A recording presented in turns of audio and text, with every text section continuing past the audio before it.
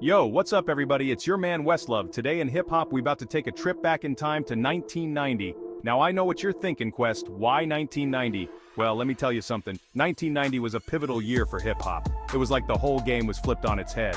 We had groundbreaking albums dropping left and right, new styles emerging, and a whole lot of consciousness being injected into the rhymes. We're gonna explore the albums, the artists, and the moments that made 1990 a year that shook the foundations of hip hop and set the stage for the music we know and love today. So buckle up, y'all, cause we about to drop some serious knowledge. Hey, so we gotta start this journey with one of the most important albums in hip-hop history, Public Enemy's Fear of a Black Planet. This wasn't just music, man, this was a statement. This was a revolution in a jewel case. Chuck D, Flavor Flav, Professor Griff, Terminator X, they weren't just spitting rhymes, they were dropping truth bombs. And the production, man, the Bomb Squad, they were on another level. Fight the power. That song, man, it was the anthem for a generation. It was in Spike Lee's Do the Right Thing the year before the album dropped, and it just set the tone for what was to come. It was raw, it was powerful, it was exactly what we needed to hear. But Fear of a Black Planet wasn't just about anger, it was about empowerment, it was about black pride, black unity, black consciousness. It was about understanding the system and fighting back against oppression. This album, it wasn't just music, it was a movement. It made you think, it made you feel, it made you want to stand up and fight for what you believe in. And that's the power of hip-hop, man. It can be a weapon, it can be a tool for change, it can be a voice for the voiceless.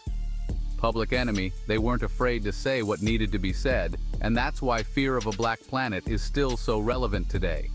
It's a reminder that we gotta stay woke, we gotta stay vigilant, and we gotta keep fighting for what's right. Now, while Public Enemy was out there shaking up the world with their revolutionary sound, another group from Queens was quietly changing the game in their own way. A Tribe Called Quest, man, they were something else. Q-Tip, Phife Dawg, Ali Shaheed Muhammad, Jarobi, they came through with this smooth, jazzy, laid-back style that was like a breath of fresh air.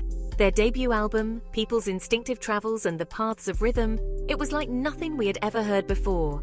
It was sophisticated, it was intelligent, it was funky, it was just plain cool. Q-Tip's rhymes were intricate and thought-provoking.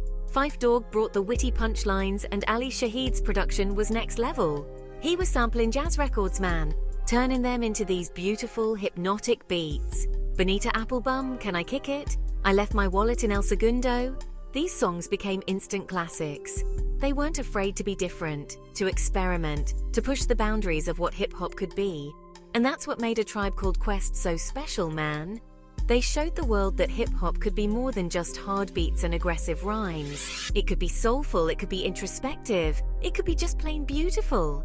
They created a sound that was all their own, and in doing so, they inspired a whole generation of artists to come. Now let's take a trip out west, to the land of sunshine and funk where a group called Digital Underground was holding it down. Led by the enigmatic Shock G, these cats were bringing the humor, the party vibes, and a whole lot of funk to the hip-hop game. Their album, Sex Packets, man, it was a wild ride from start to finish. It was funny, it was funky, it was just plain fun. And then there was the Humpty Dance, man. That song just blew up, it was everywhere. You couldn't escape it. Shock G, with his alter ego Humpty Hump and that Groucho Marx disguise, he was a force of nature. He was funny, he was charismatic, he was a natural-born entertainer. But Sex Packets wasn't just about partying and having a good time. There was a message there too, man. A message of black empowerment, of self-love, of celebrating who you are.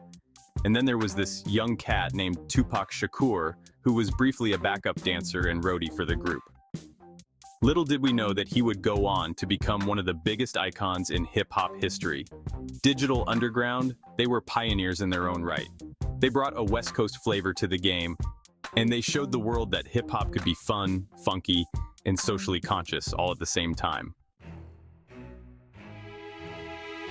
We can't talk about 1990 without talking about the cultural phenomenon that was Yo MTV Raps. This show, man, it was everything. It was our window into the world of hip-hop.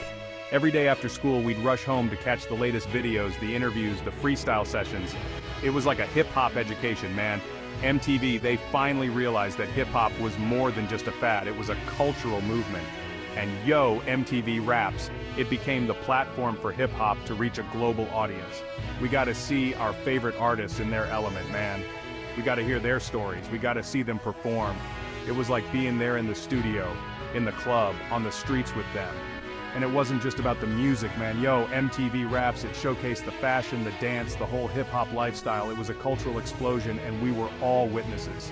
This show, it helped to break down barriers, man. It brought hip-hop to the suburbs, to the heartland, to the world. And it helped to create a generation of hip-hop heads who are still passionate about the music today. 1990, man. It was a year that changed hip-hop forever.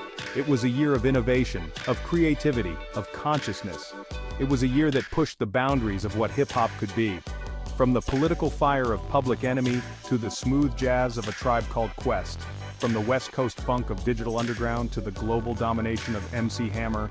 From the lyrical ferocity of Ice Cube to the comeback story of L. Cool J, and with Yo MTV Raps beaming it all into our living rooms, 1990 was a year that had it all. The music that came out in 1990, it wasn't just music, man, it was a reflection of the times. It was a voice for the voiceless, a challenge to the status quo, a celebration of black culture, and its impact is still felt today. So next time you listen to a hip-hop song, take a moment to appreciate the legacy of 1990. It was a year that changed the game forever.